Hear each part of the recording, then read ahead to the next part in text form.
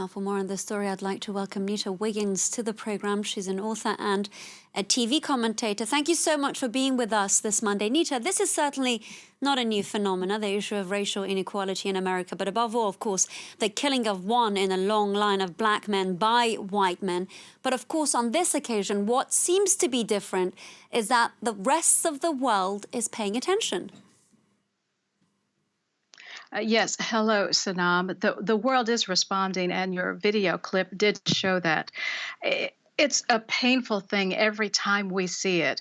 And because of technology and video and going viral and that type of thing, people who are disgusted by seeing a person murdered in broad daylight, these people are speaking out around the world. But the question always is, what will happen with the charges? Will anyone serve time? Will anyone be punished? And how many more times are we going to see this?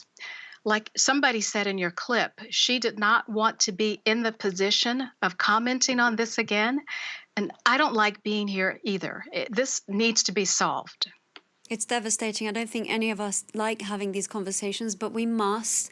And I think a big question here, Nita, is, do you think that this movement will continue to gather momentum or, unfortunately, as we've seen previously, eventually somehow lose its force?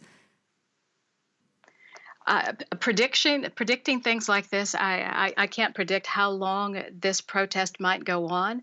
What I do feel comfortable saying is that any time that caring people around the world witness something like this, caring people will speak up.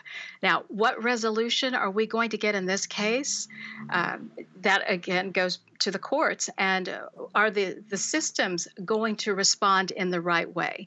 We've seen too many times where people have been disappointed, even having evidence. The citizens have been disappointed in the result. I have to be hopeful, but we don't know. We are hopeful, and of course there are questions over the legal system. And another major issue at hand is that, of course, the man at the helm, Donald Trump, is notoriously incompetent at bringing the country together. On the contrary, he's actually a very polarizing figure, and we've seen that with his tweets. That's his modus operandi.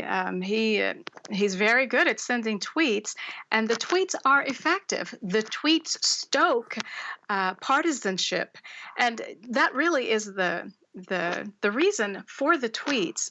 And there is coded language in the tweets to call for law and order. A lot of people understand that as going out into the streets with their weapons.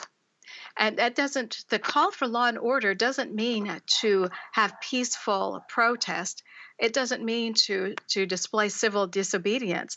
When the President of the United States tweets law and order, that is a call for people to come out to the streets and stir up the trouble.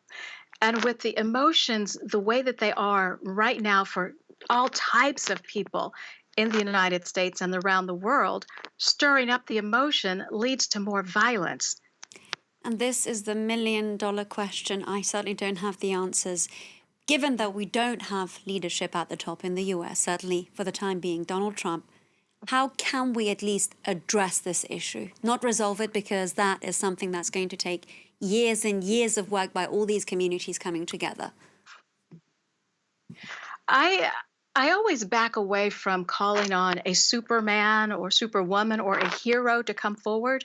But in this particular instance, the former Representative Keith Ellison of Minnesota, he is now Attorney General in Minnesota, which means he's the top law officer of the state.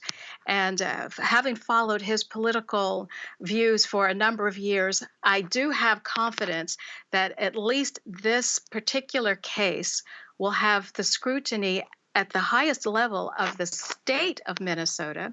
And as you pointed out, around the world, people are observing what's happening there. Nita Wiggins, I'd like to thank you very much for spending time with us here on France 24 and, of course, sharing your important insights with us.